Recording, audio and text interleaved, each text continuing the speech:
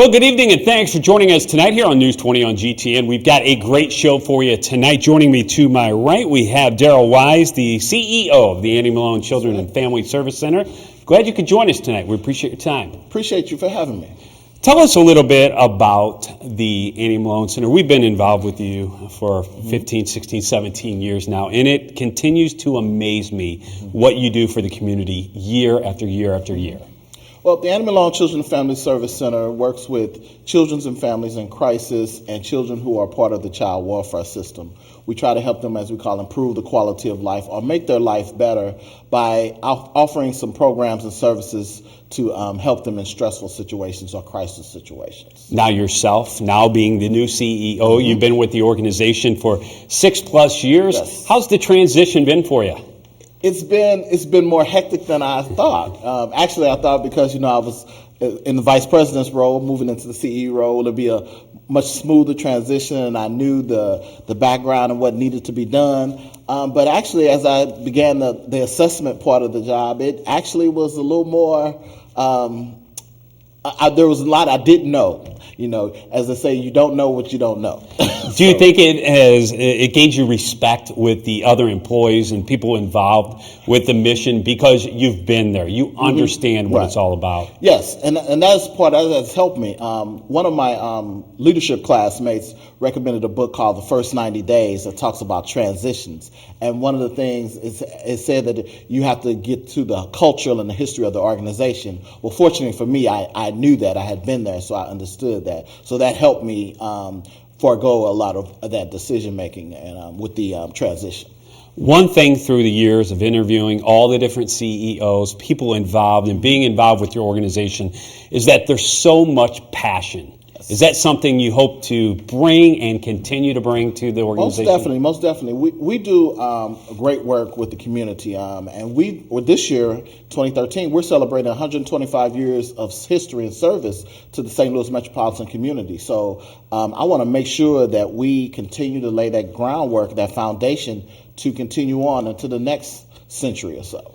It's been such a staple in the Ville neighborhood there. What do you hope to achieve, let's say, over the next 2 years, 5 years, 10 years? Well, right now, we're trying to branch out and sort of rebrand a little bit. A lot of times when people hear the Annie Malone Children and Family Service Center or Annie Malone, they immediately think about the parade, which is good. That's name recognition about the May Day parade. However, we want them to know that we're more than a parade. The parade and the other events we have serve as a purpose, a fundraising purpose, so that we can continue to provide our crisis care and emergency placement services, our Emerson Academy Therapeutic School, our transitional living program, our parenting education program, our safe place program with youth homeless children. So all of those things, the parade, the soiree, the stage play we're doing this year, all of those things, the community Ville fair, all of those things are fundraising to supplement the revenue so that we can continue to do the great social services work that we have. As you talk about those social services, a lot of people don't realize that you do all of that stuff. Right.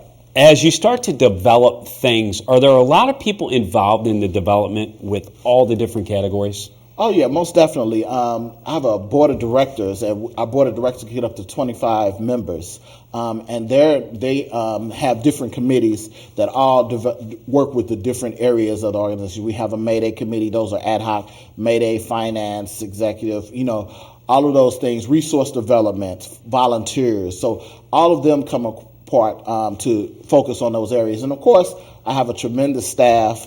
And because we are a small organization, many of us, we all wear different hats. So I'm the CEO, but I also have to do other things, programmatic things, work with my resource development person also has to do public relations and volunteers and things. So we all wear many hats. The one thing you can be proud of, though, is that being a small organization, wearing so many hats, people from the outside look at it and see it as a very large operation. Right. That's right. And sometimes that works against us, because sometimes people think they see the parade and it's like, oh wow, they must have so much money. We don't. We need donations. But those are things that people don't see, the inner workings. The parade will be May 19th. And we've been planning since the end of last year's parade. It's a constant plan. We may take a month or two off, but the parade is in May, so maybe June. But July, we're right back at it, planning for the next year.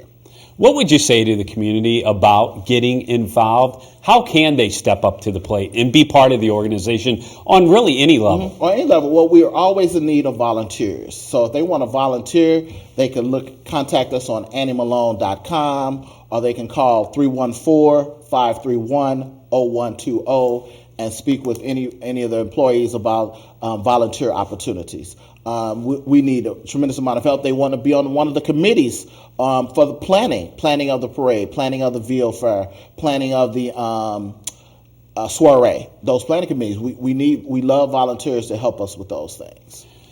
When we look back through the years of all the things we've done with you, there are a lot of stories that I've followed of individuals who have actually been part of Annie Malone and have went through the system per se and moved on to be very, very productive members of society. How does that make you feel personally to know that you're taking these kids and really putting them where they need to be? Well, and that has been the history of the organization, and that has been kind of our staple of what we do. Trying to make lives better, and it's an honor to work for an organization that has that tremendous history of taking children who are placed in the child welfare system, who have just don't come from the best backgrounds, don't have the best parenting advice, but they come to us and we make that connection with them, and we're able to facilitate their process, their growth into being a self-sustaining adult, and that's just wonderful. That's the best thing. Talk to us about the feedback that you might receive from someone who is there at the beginning,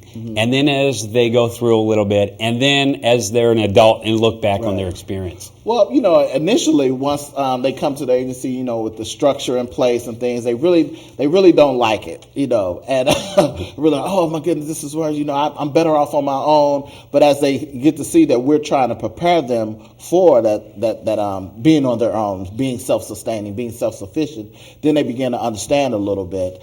And then once they kind of leave and they run into life and life hits them and smacks them around a little bit, then they come back like, you know what, I understand. Now I understand why I had to prepare my clothes before I went to bed at night. Now I understand why I had to sweep up after dinner and prepare things and make the bed up in the morning, and all of those life skill courses we teach them, they begin to understand once they get out into the real world, if you will, and see how it is. How would you translate the statement with the world changing, the economic times right now, so many hardships in the community, in the nation? How has your job and what you do as the Annie Malone Children and Family Service, how has it evolved and changed even over the past 5 years? Well, I would say one of the things is kind of when you talk about a nonprofit agency, which Annie Malone is, you're talking about us. We work off the kindness of corporations, state contracts, federal contracts, city contracts, and anytime you hear things like the government's reducing funds for crisis care or child tax credits and things that they're reducing, that affects the way we do business. That affects how many children and families we can serve. So those things we have to. Anytime you hear about a decrease or a recession, that affects how people donate to nonprofit organizations. That affects how corporations donate. When corporations don't have good years as far as the bottom line, then they don't donate as much to nonprofit organizations. So that affects the way we can provide service. That affects how many children, like I said, and how many children and families we serve. That affects how many people we can hire. So it all kind of works itself down, and that affects the quality of the service that we can provide.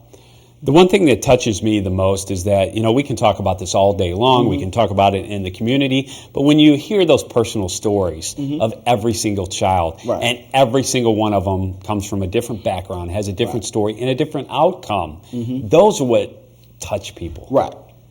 Most definitely.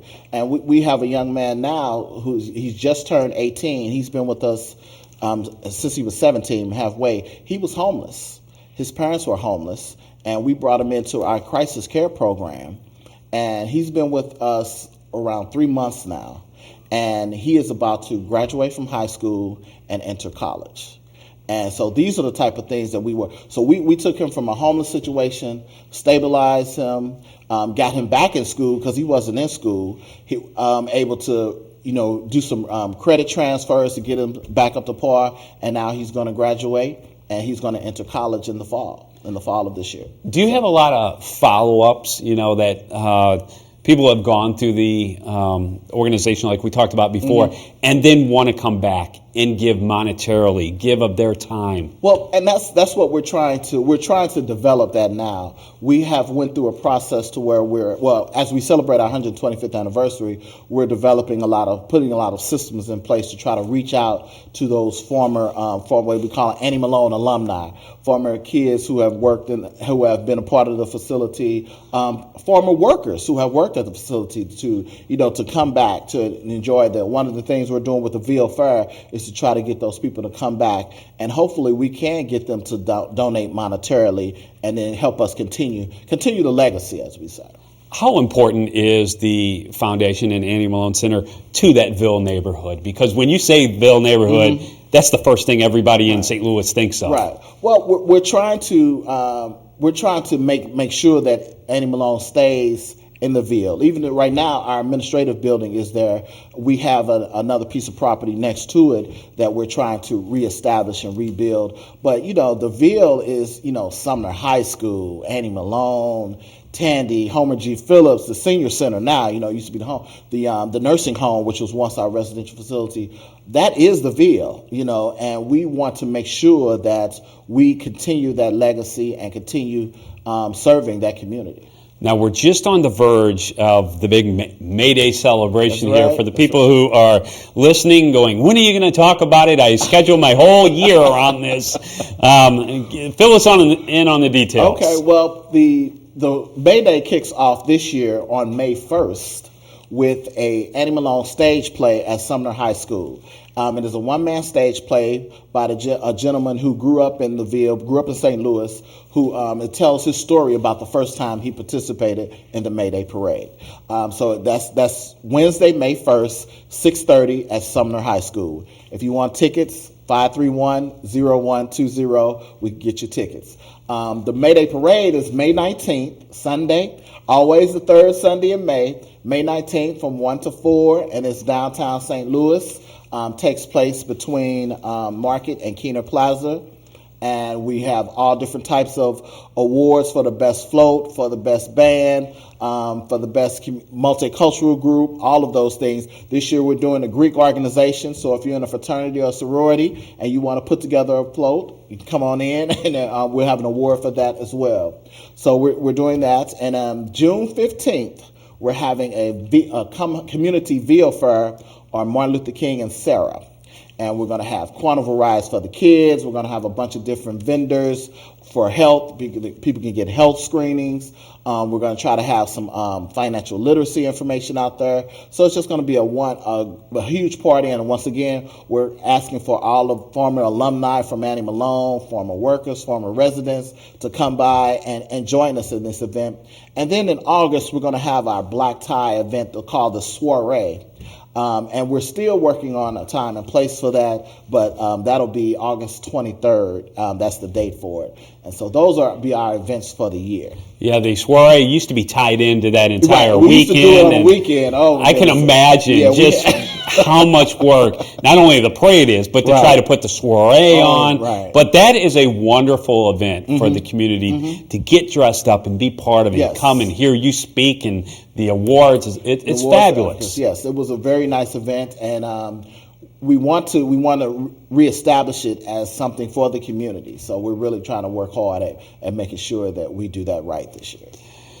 You'll look at this coming up just around the corner here. Of course, we always pray for great weather. Right, and right. most of the time, it's of the great time, weather yes, on yes. that weekend. But for somebody out there maybe sitting on the couch, I know when the switch happened from the neighborhood to having it downtown, Right. there was some talk. Right. But this has turned out to be one of the most positive things that you've done. It's a fabulous route. Well, it's a fabulous route, and it's very, from a history point of view. I mean, it takes place between Harris-Stowe State University and basically the old courthouse. I mean, so you can't get much more St. Louis historic than that. And people know, I know that Harris and Stowe College actually was started off in the Ville. So that's another connection to the Ville neighborhood. But yes, we want to make sure that the downtown route is a great route, and it is. All the other major parades are downtown, so we're a major parade. We believe we deserve to be downtown, and we try to work toward that. To kind of change gears here, for anybody who's watching this, talk to us about how children are brought into the Annie Malone Center, to the system, how they're kept, how long, are they there for a month and then move on? Do they stay their entire childhood? Well, at one point, when we were a long-term residential facility, we had children that grew up in the Annie Malone Children and Family Service Center. They were there from maybe come in at 6, and they may not leave until they graduated high school. These days, because of the changes in the system, we no longer do that long-term facility. We're no longer a long-term residential facility. We focus on kids who are short-term crisis children who are not in the system. So these are the parents who are having a crisis situation. Maybe they're homeless, they have a place to stay, but their children do not have a place to stay. So the parents can bring their kids in with us, and we can provide them with a safe and secure environment, 24-hour supervision. We would transport, if they're school age, we transport them to and from school or any other doctor's appointments or health or recreational activities they have. So there's no interruption in the services that they have. We still are an emergency placement facility, so the police can bring by children. If the police come by, for instance, there's a 3-year-old walking down the street unsupervised, the police will bring that child to Annie Malone until the juvenile court decides if they're going to take custody or find the parents or what have you. Or if the children's division needs a placement or there's disruption in placement for one of their youth in foster care or what have you, they will bring them to us until they find another placement. So those are typically how the children come to us in that crisis and emergency placement system. Our school, we get referrals from St. Louis Public Schools, and our youth homeless, it could be as simple as walking in, knocking on the door, I need a place to stay, I'm homeless, and then we go through an assessment process for that. We talked earlier about this being a very rewarding experience, what you and your staff do. As you hear the stories, you talk, you can hear the passion in your voice for what you do, but is this also, in a way, a sad experience to see this going on? Yes, you're ultimately moving them on to a better place, but at the beginning, it's got to be something that tugs at your heart. Well, it's sad because there's a need for this service. That's the sadness of it. I mean, our role is to try to prevent child abuse and neglect, and youth homelessness. And it's sad that there has to be an agency in business to prevent child abuse and neglect, but it's also rewarding that we can do that in some cases. And so our role is to put the information out there to the community, to let them know that, okay, if you're having problems with your children, you don't have to shake them and beat them. You can call us. You can bring them to us, and we will help you. We will help you facilitate a better communication style, better discipline with your children and families. Is that always the hardest step through your experience, to get the knowledge across to the parents? That first call, that first step for them, because a lot of parents are overwhelmed. We brought our first child home and sat them down in the family room and just looked at them, and we were like, what do we do now? They don't come with manuals. Right. They don't come with Is manuals. that hard for somebody to make that first step? It's very hard. And I mean, imagine especially if the younger the child is. And we have parents that bring their 2 and 3 month-year-old children to us. So imagine how it is. You had a young child. to bring them to, essentially a group of strangers and say that, I need you to care for my child because I have something else going on in my life and I can't at this point. That is a tremendous step, and that takes a lot of courage, and that takes a lot of desperation to be able to do that, to bring your newborn essentially to an agency and have them provide care because at this point in your life you cannot. What's the feedback from the parents who do that and then are able to get things back together? They get their children back. It's got to be the utmost of gratification. They are so thankful. They are so thankful and grateful that we were here to provide that service, to help them in their time of need. And they are ultimately thankful for us. A lot of people feel that they are the only person going through that problem. And sometimes when you see with the crisis situations, it might be a day or two that could really change things and get them back on track. Right. It could be a day or two. It could just be just that hint of needing that assistance or having that assistance. It could be, we have parents that they have to go in for surgery and they are so fearful. It's outpatient surgery, but they have a 5-day recovery time. But they are so stressed about that they don't, who's going to take care of my kids? I don't know that. But they can call us and we can do that. And that just takes a load off for them. How can someone find out more information? All the stuff we talk about here, all detailed fully on the website. They can fully, AnnieMalone.com, AnnieMalone.com. You can click the services tab, volunteer, all of those things is out there on the website. Or they can call 314-531-0120 and speak with an employee about any issue or questions they may have, or 314-361-2222 if they need to access crisis services. And as far as that, when they call, no obligation. A lot of people are afraid, they're going to come to my house. They're going to come here. And it's basically that first step. Right. Just call, ask a question, and listen. Ask questions. We'll assess the situation for you, and then we will give you advice on what we feel, what we can do for you, as well as anything else. Because one of the things we also do is connect people with other community resources, because we can't do it all. We don't do it all. So if someone calls in and let's say they have an issue with substance abuse, then we're going to refer you to an agency that works specifically with people with substance abuse issues. So we are a connector as well. Do you ultimately find that people want help? They want to get past their problems? Too many, the media exposes that people are caught in a situation and they feel like they don't want help. They're just always going to be there. But I think truly deep inside of every person, no matter what they're going through, they want to make themselves better. Yeah, they want help. It's just a matter of knowing where and how to access the help they need in a safe environment. Yeah, right. And so that is really the issue. It's saying you don't know what you don't know. And if people don't know where to call for help or where to get services or where to turn, then they just are kind of left to their own devices, and that's not what we want.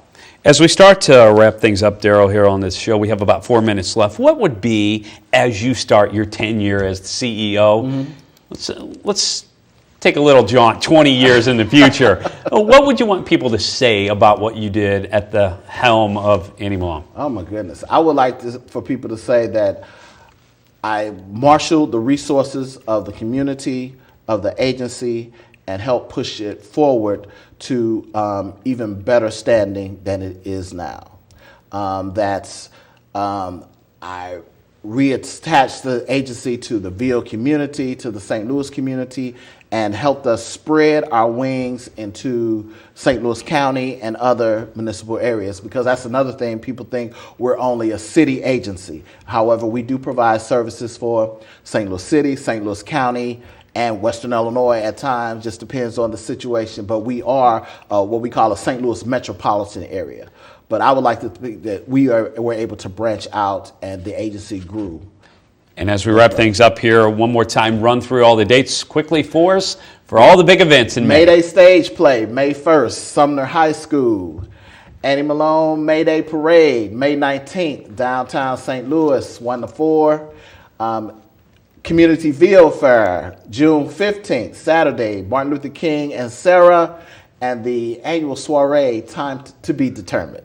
But that's August 23rd. Yeah, I was going to say, in August. So, Right, and in all the August. information that we talk about here today, you can, of course, go to the website, anniemalone.com, or call 314-531-0120 for any more information. And the one thing I would say, don't be afraid to make that call. Some of the most respected people in the world have stepped up and made that first call and made themselves better. First step. That's the first step. Appreciate what you do for the community. Best of luck in your new position as CEO of Annie Malone Children and Family Service Center. Hope you enjoyed the show tonight. We will see you, of course, at the Annie Malone Parade. Look for the News 20 truck and the City of Blackjack float. Sounds good. Thanks so much for your time. We appreciate it. Hope you enjoyed it. We'll see you tomorrow night right here on News 20 on GTN. Have a good evening.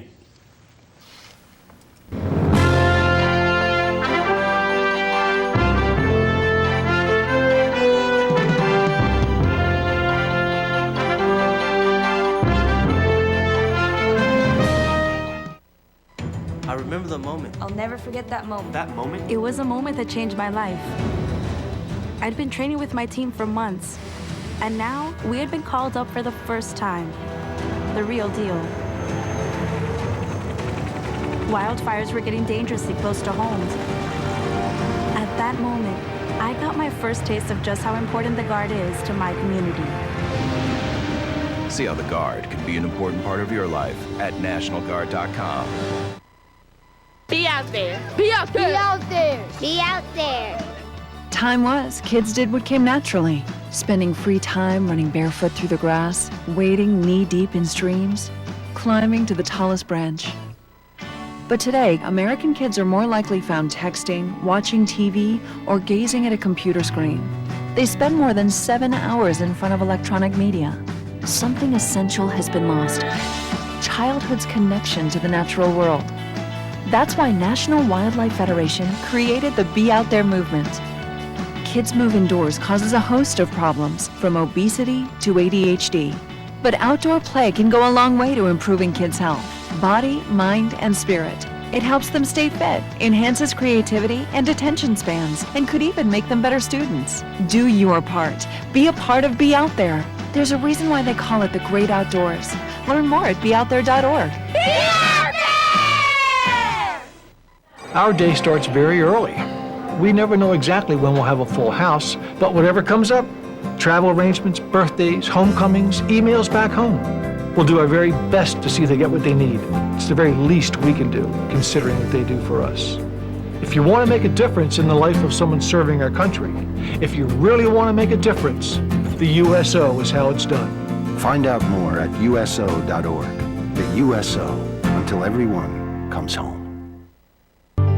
When Americans volunteer to serve their country promises to take care of them when they come home. For a paralyzed veteran, day-to-day living is a major challenge. Paralyzed Veterans of America works to make sure our veterans get all the benefits they were promised from the country they proudly served. A spinal cord injury is an injury for life. And at Paralyzed Veterans, we are their partners for life.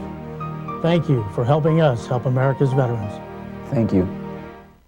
Our day starts. I remember the moment. I'll never forget that moment. That moment? It was a moment that changed my life. I'd been training with my team for months, and now we had been called up for the first time. The real deal. Wildfires were getting dangerously close to homes.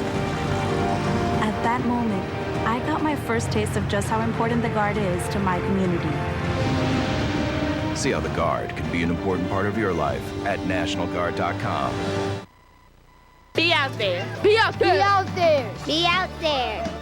Time was, kids did what came naturally. Spending free time running barefoot through the grass, wading knee-deep in streams, climbing to the tallest branch. But today, American kids are more likely found texting, watching TV, or gazing at a computer screen. They spend more than 7 hours in front of electronic media. Something essential has been lost. Childhood's connection to the natural world. That's why National Wildlife Federation created the Be Out There movement. kids move indoors causes a host of problems, from obesity to ADHD. But outdoor play can go a long way to improving kids' health, body, mind, and spirit. It helps them stay fit, enhances creativity and attention spans, and could even make them better students. Do your part. Be a part of Be Out There. There's a reason why they call it the great outdoors. Learn more at beoutthere.org. Our day starts very early. We never know exactly when we'll have a full house, but whatever comes up, travel arrangements, birthdays, homecomings, emails back home, we'll do our very best to see they get what they need.